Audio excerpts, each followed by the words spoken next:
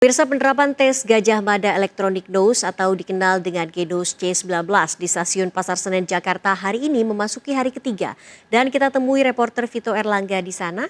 Selamat siang Vito, bagaimana antusiasme warga dalam melakukan tes melalui G-Nose ini?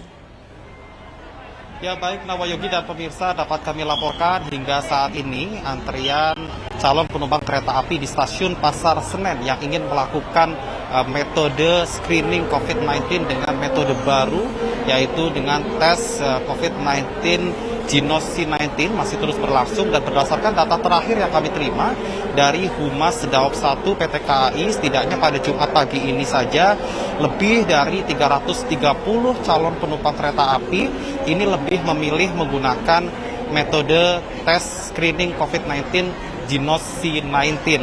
Memang aplikasi atau metode tes COVID-19 karya anak bangsa ini memang dinilai lebih praktis bagi para calon penumpang, dan namun para calon penumpang ini diwajibkan atau mengetahui sejumlah syarat sebelum melakukan tes menggunakan G-Nose C19. Antara lain yaitu para calon penumpang ini diwajibkan dalam kondisi badan yang fit atau dalam kondisi sehat. Kemudian kedua, memiliki tiket kereta api, dan kemudian yang perlu menjadi catatan, para calon penumpang ini diwajibkan untuk tidak makan dan minum sebelum sekitar 30 menit hingga 1 jam sebelum dilakukannya tes menggunakan G-Nose C19. Hal ini dikarenakan memang penggunaan metode tes dengan G-Nose C19 ini menggunakan sampel hembusan nafas atau menggunakan sampel udara.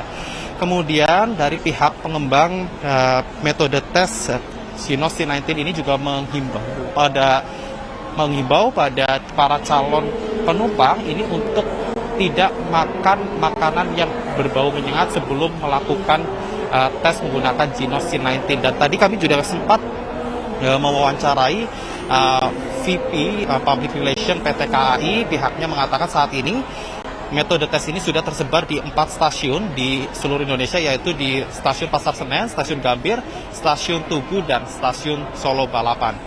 Kembali ke Anda. Baik, terima kasih Vito. Kita harapkan semoga G-Nose juga sudah bisa digunakan menyeluruh di seluruh stasiun. Selamat bertugas kembali. Pemirsa, alat tes COVID-19 G-Nose mulai hari ini digunakan di Stasiun Tugu Yogyakarta setelah 2 hari sebelumnya diuji coba. 5 bilik disediakan untuk melayani tes COVID-19 bagi penumpang kereta jarak jauh dengan biaya Rp20.000 untuk per orang.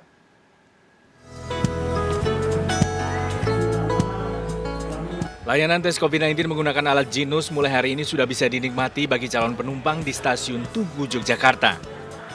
Di Stasiun Tugu disediakan 5 bilik untuk melayani tes bagi calon penumpang kereta jarak jauh menggunakan alat deteksi COVID-19 buatan peneliti UGM Yogyakarta.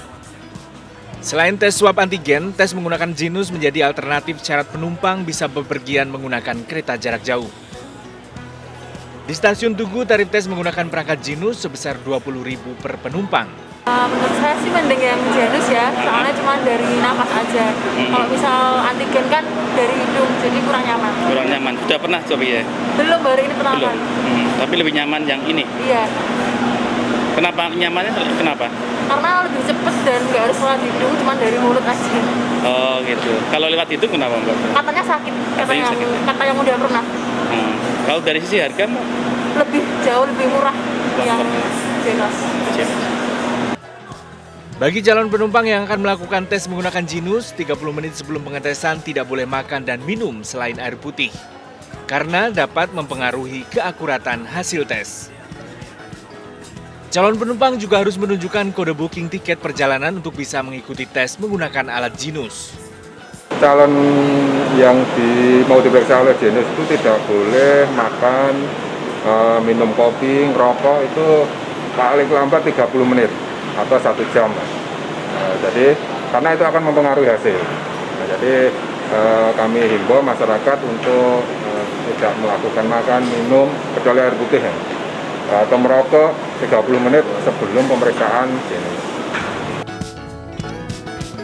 Selain tes menggunakan perangkat G-Nose, PT KAI Daop 6 juga menyediakan layanan tes swab antigen bagi calon penumpang yang akan melakukan perjalanan dengan kereta jarak jauh. Dari Yogyakarta, Heru Trijoko melaporkan.